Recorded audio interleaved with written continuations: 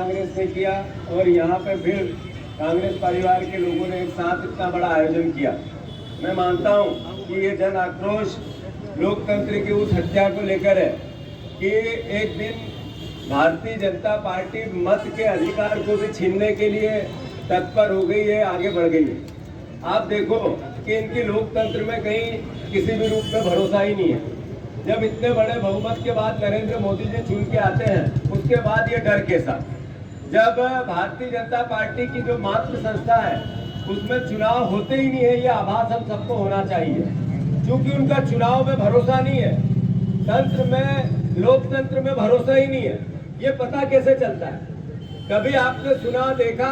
इससे पहले इतने साल से, 75 साल से लोकतंत्र है। दुनिया भर में भारत को देख के कई जगह लोकतंत्र आया, पर 11 राज्यों की सरकार लोकतंत्र की हत्या करके विधायकों का दल बदल करवा के विधायकों को खरीद फरोख्त करके इन्हें गिरा दी।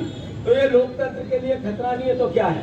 आप देखो कि जो लोग खरीद गए, बिक गए, चले गए, अगर एक हथियार ये है, काम आ गया तो ठीक, अन्यथा फिर विधानसभा में जो लोग बोलना चाहते हैं, लोकसभा में जो लोग बोलना चाहते हैं, उनको कैसे रोका जाए, उसको लेकर सीबीआई और ईडी का उपयोग किया जाता है, उसको लेकर सरकारी संस्थाओं का उपयोग किया जाता है। आज 75% विपक्ष के लोगों पर सीबीआई के और ईडी के छापे हैं, उन पर केस है और उनको किसी न किसी रूप में रोज यातनाएं दी जाती है। साथियों, ये छोटी मोटी बात नहीं है। ये भावना लोकतंत्र की हत्या को और ताकत देती है, इसलिए कि भारतीय जनता पार्टी में जिन विपक्ष के लोगों पर मुकदमे लगे और बीजेपी में चले गए, उनकी फाइल बंद है, और जो कांग्रेस में और विपक्ष में है, उनकी फाइल चालू है। ये लोकतंत्र की हत्या नहीं है तो क्या है? राहुल गांधी जी का जो प्रकरण है, ये एक अकेला प्रकरण नहीं है। इससे पहले 12 सांसदों को 2 सत्र के लिए निलंबित किया गया, कई अलग अलग जगह विधायकों को निलंबित किया गया। मैं जिस दिन भाषण दे रहा था, जैसे आज भाषण दे रहा हूँ, कोई अलग नहीं था, पर नरोत्तम मिश्रा खड़े हुए और उन्होंने कहा झूठ बोलते हो, झूठ बोलते हो, झूठ बोलते हो। मैंने पूछा क्या झूठ बोलते हैं? कहीं नहीं, झूठ बोलते हो। मैंने कहा भाई साहब बताओ तो सही, क्या झूठ बोलता हूँ? नहीं झूठ बोलते हो। मैंने फिर पूछा क्या झूठ है? प्रमाण दो, प्रमाण दो। प्रमाण दे दिए। जब प्रमाण दिए तो विधानसभा अध्यक्ष ने क्या कहा, वीडियो में आप सबने देखा होगा। जो लिखा गया और जो बोला गया अलग अलग है। लिखा यह गया था कि जो मैंने बोला विधानसभा के प्रश्नों के उत्तर से बोला था, वो प्रश्नों के उत्तर मैंने रखे हैं, उनमें लिखा है। 5 मिनट में लिखने का बोला, और क्या लिख सकता है आदमी? विषय ये नहीं है कि मैं निलंबित हुआ, विषय ये है कि लोकतंत्र की हत्या का कुचक्र लगातार चल रहा है। राहुल गांधी की गलती क्या थी? राहुल गांधी जी ने ये पूछा कि 20,000 करोड़ रुपया अडानी की किस सेल कंपनियों से आया, इसकी जांच होनी चाहिए कि नहीं होनी चाहिए? जब राहुल गांधी ने ये कहा कि इसके लिए एक संयुक्त संसदीय कमेटी बना, तो उन्होंने कहा, जब वो क्या है जेपीसी की मांग करते हैं तो ये ओबीसी की मांग करते हैं, ओबीसी की बात करते हैं, ओबीसी का अपमान। अरे भैया, आपको ये कहा कि सारे सांसद रहेंगे, सब पार्टी के रहेंगे, आप एक कमेटी बना दो, इस पूरे प्रकरण की जांच हो जाएगी, पर नहीं, वो नहीं करेंगे। इसके लिए राहुल गांधी फिर न बोले तो विदेशों में क्या बोला, उस पर विवाद किया। फिर जब देश में वो आए तो उनको ये कहा कि मुझे बोलने का अवसर दो, तो लगातार 3-4 बार प्रयास करने के बाद कोई अवसर नहीं है। तो फिर ये लोकतंत्र की हत्या नहीं है तो क्या है? राहुल गांधी जी उस संसदीय क्षेत्र जहां से वो चुन के आए हैं, उसका 10 लाख 20 लाख लोगों का प्रतिनिधित्व करते हैं, अकेले नहीं बोलते। जब मैं विधायक हूँ और मुझे सस्पेंड किया तो मुझे ही नहीं किया, पूरी राव विधानसभा के सारे परिवार के वो लोग जिन्होंने मुझे 2 लाख 2.5 लाख लोगों ने चुन के भेजा, उनका अपमान किया। तो साथियों, ये बात हमें समझनी पड़ेगी कि ये लड़ाई नॉर्मल और छोटी नहीं है, ये लड़ाई हिम्मत और ताकत की है, जज्बे की, और इसके लिए सबसे जरूरी जो हथियार है, एकजुट रहने का, एक परिवार के रूप में रहने का। लोकतंत्र को बचाने के लिए कांग्रेस पार्टी ने जो बलिदान दिए हैं वो किसी से छुपे हुए नहीं है। देश की आजादी से लेकर देश की उन्नति तक जिन्होंने शहादत दी, उनके बेटे को ये राजद्रोह कहने लगे। राष्ट्रद्रोही राहुल गांधी को लेकर क्या क्या शब्द नहीं बोले, ये भावना आपको और हमको सबको पता होनी चाहिए। मैं बस इतना ही अनुरोध करना चाहता हूँ, अरे इस देश में 70% लोगों ने नरेंद्र मोदी को वोट नहीं किया है, 30% लोगों ने ही नरेंद्र मोदी को वोट किया है।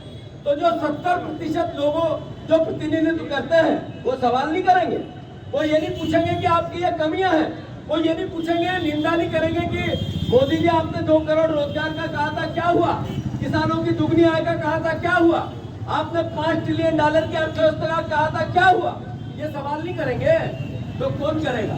साथियों, ये वो 70% लोग जो इनके अगेंस्ट है उनका भी अपमान करते हैं केवल सत्ता के दम पर, तंत्र के दम पर।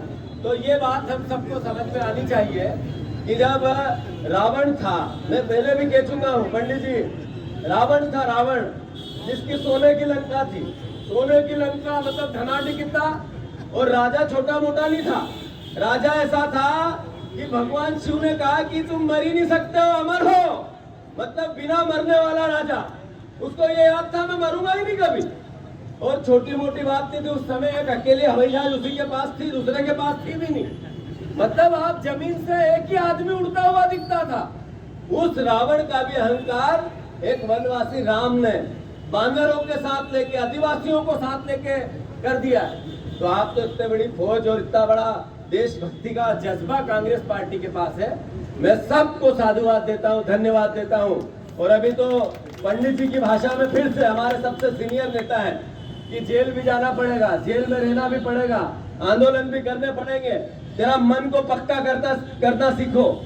ये विधायक राहुल गांधी को सांसद चुन के आया और घर भेज दिया, ये छोटी मोटी घटना नहीं है। तो आपका और हमारा जो हम पार्षद, विधायक और मंत्री और सरकार बनाना चाहते हैं, ये ध्यान रखें इस बात का कि बिना युद्ध से कुछ नहीं मिलता है, और बिना कुछ किए हम सब पाले, ये होता ही नहीं है लड़ना। पंडित जी कई बार जेल गए, उस समय के महेश जोशी जी, रामेश्वर पटेल जी, चौकसे जी कई बार जेल गए, डंडे खाए, पंचायती मार भी पड़ती है नेतागिरी में।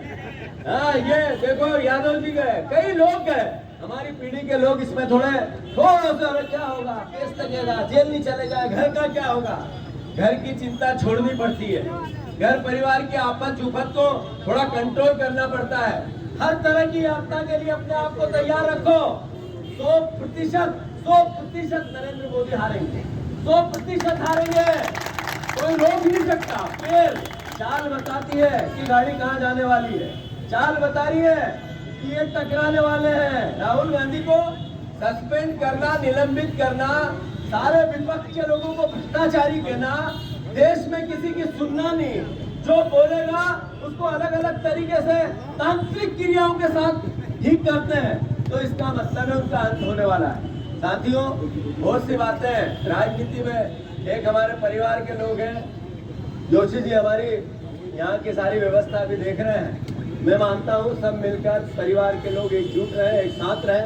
मैं ये बात यहाँ कहने की नहीं है, पर चूंकि बार बार आवाज आती है तो कह दूँ, माफी चाहते हुए, शहर कांग्रेस के अध्यक्ष में मेरा कोई कैंडिडेट नहीं है, दोनों कैंडिडेट मेरे हैं, जिसको चुनोगे वो मेरा है, मेरा इसमें कोई लेना देना नहीं है। पंडित जी, ये मैं लिख के संजय शुक्ला के सामने देके आया हूँ आज से 3 महीने पहले।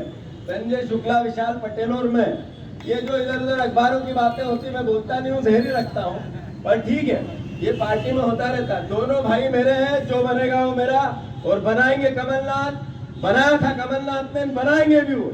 मेरा चिंटू चौक से सुन ले, ये सही सार बात है। जय भारत, जय हिंद, धन्यवाद। शाह प्रभारी हमारे